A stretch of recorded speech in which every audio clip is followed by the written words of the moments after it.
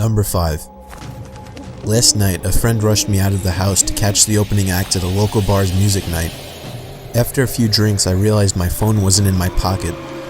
I checked the table we were sitting at the bar, the bathrooms, and after no luck, I used my friend's phone to call mine. After 2 rings, someone answered, gave out a low, raspy giggle, and hung up. They didn't answer again. I eventually gave it up as a lost cause and headed home.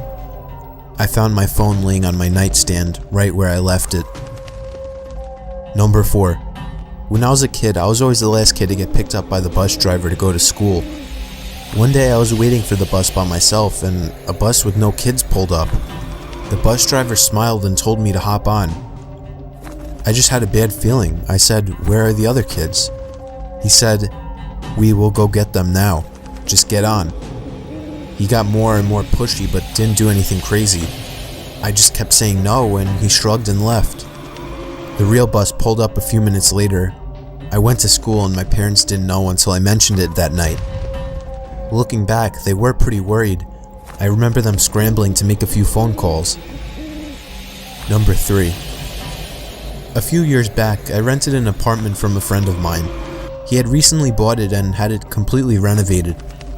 He put it up for sale but couldn't find a buyer, so I offered to rent it in the meantime. After moving in, I realized there was something wrong with the lady next door. She was about 45 but looked much older. She would sit up all night listening to Christian radio shows and talking loudly to someone. It got to the point where I couldn't sleep, so I went over to her place and asked her to keep it down. She opened the door and I got a quick peek. Her walls all had crosses painted on them in different colors, and words like Jesus and angels scribbled everywhere. The windows were painted black, letting no light in at all. It was damp, yellow-stained 50-year-old carpets, dog shit, and cockroaches everywhere. No dog, though. I asked her to please keep it down. She just looked at me and shut the door. Then she turned up the radio even louder. The next night I had my girlfriend staying over. I wake up in the middle of the night and see a shadow of a person next to the bed looking at us sleeping. I think I'm hallucinating, as I usually do in the dark when I'm sleepy, but then the shadow starts talking. It's my neighbor and she's holding something in her hand. She broke in during the night and who knows how long she stood there. "You should lock your doors at night," she says and walks out. The next morning, I hear someone making strange noises below my bedroom window. It's my neighbor talking to herself in tongue. She has a plastic bag in her hand with her rotting dead dog inside. It's hot as hell outside and I can smell death from that bag. At this point, I'm scared shitless. She's obviously very insane. I go upstairs and knock on another person's door and ask them what the hell is going on. The guy is as scared as me. Apparently, she broke into his apartment one evening as well while he was watching TV with his kids. He got up from the couch to get a snack, only to find her behind the couch, staring at him holding a power drill. Come to think about it, now I know what was in her hand. At this stage, I'm basically shitting myself. I call the cops and they know all about her. Apparently she's a violent schizophrenic and she hasn't taken her meds. But they can't force her or enter her apartment without her permission because she owns it. The only thing they can do is get her when she goes outside. I sit up for the next 2 days, waiting for her to run out of cigarettes. When I hear her leave at 2 a.m. to go across the road to the 7-Eleven, I call the cops. They have 3 cars and a special van over in less than 2 minutes. They restrain her and throw her in the van and drive off to some institution, and in less than a minute, it's like she was never there. I never see her again. Still have nightmares about her looking at me in my sleep. Number 2. I was about 15 minutes from finishing the night shift at work when there was a massive crash on one of the windows in the office, so I get up and go check it out. Someone has thrown quite a sizable rock through one of the windows on the front of the building. This is made especially weird because I'm working in the industrial district at 11:30 at night with none of the other businesses open. I go back to my desk, put a quick call through to security to let them know and decide to head home.